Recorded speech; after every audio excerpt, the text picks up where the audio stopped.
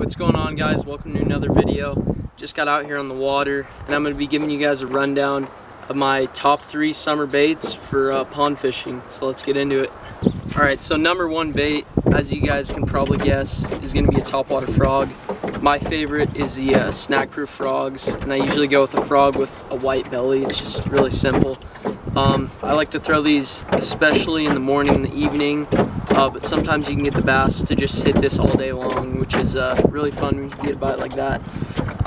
Pretty much the only where I'm targeting this is along the banks. I'll literally cast up like in inches of water and just walk the dog out of there, and that's pretty much how I catch all my fish. So frog is definitely my favorite bait for summer fishing. Alright, the second bait is going to be a chatterbait. Usually I'm just going to stick to white colors wise.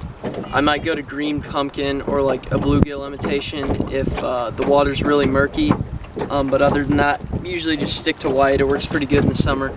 I'm usually throwing this up shallow, and it's one of the only reaction baits that you can throw up in like weeds and stuff most of the time, and it's not going to get caught. So it's really good for summer fishing because, as you guys probably know, there's a ton of weeds. And with the retrieval on this bait, it's going to be pretty quick. I'm just trying to get it out there, get it back in.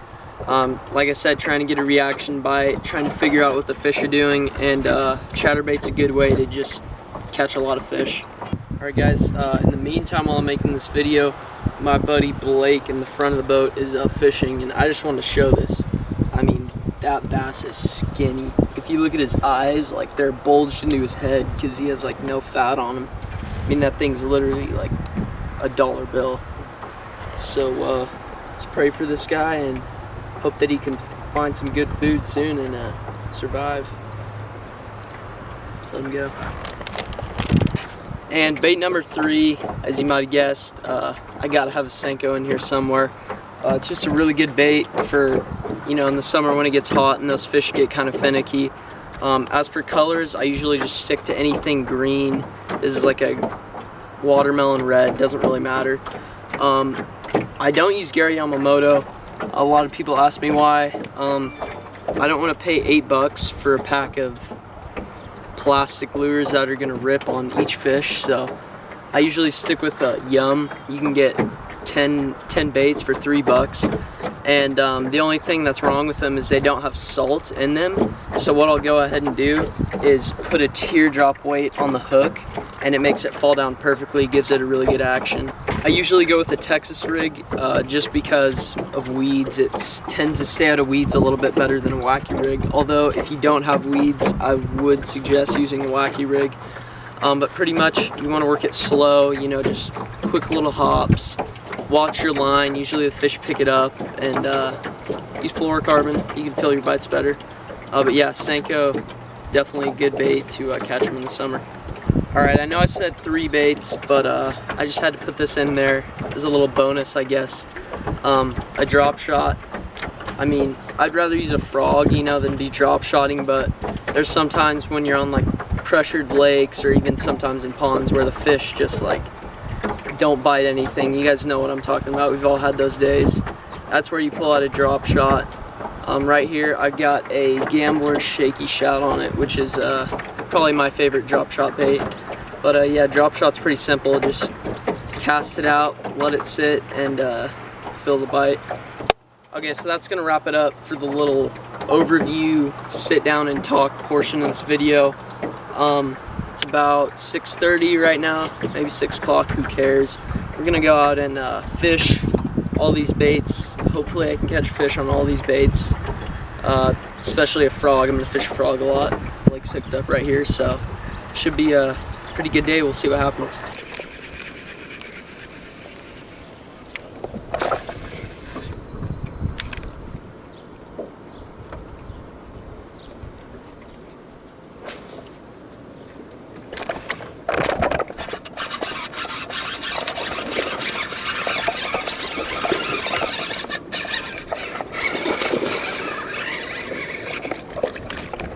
It's a good one. It's a nice one. Yeah. Oh, there we go, guys. Yeah. Alright, well, there's the first bait on the frog, and one thing I forgot to add is top water usually catches a bigger fish. I mean, not that this one's a giant. I don't know, we'll get a weight on him right here.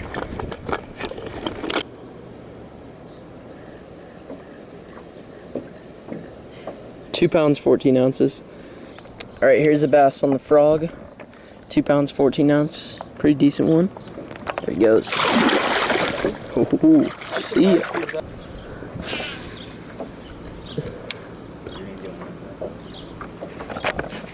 Wow.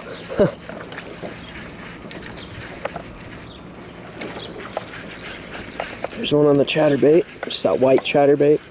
You're sort of close to that boat and you just hit it.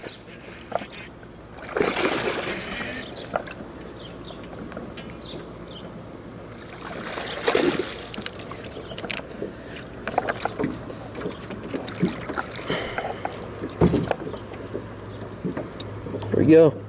It's a good another 2.5 off that chatterbait. Get a little summer bait right there. Nice one. All right, here he goes.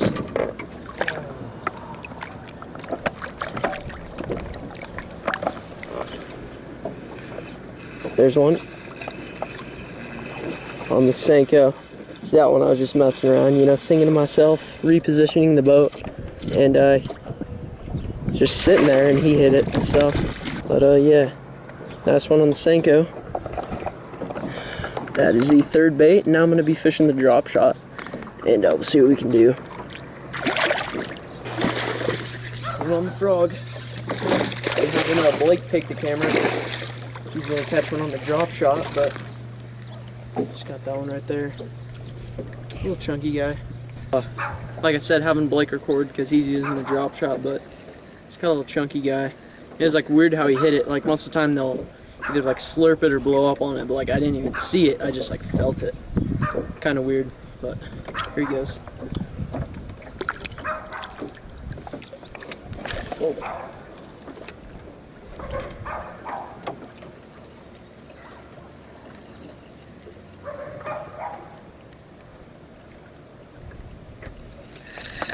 There's one.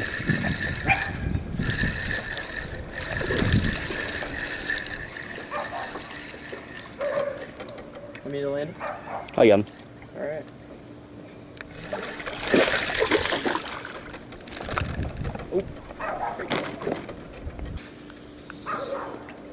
Alright, so that's a final bait.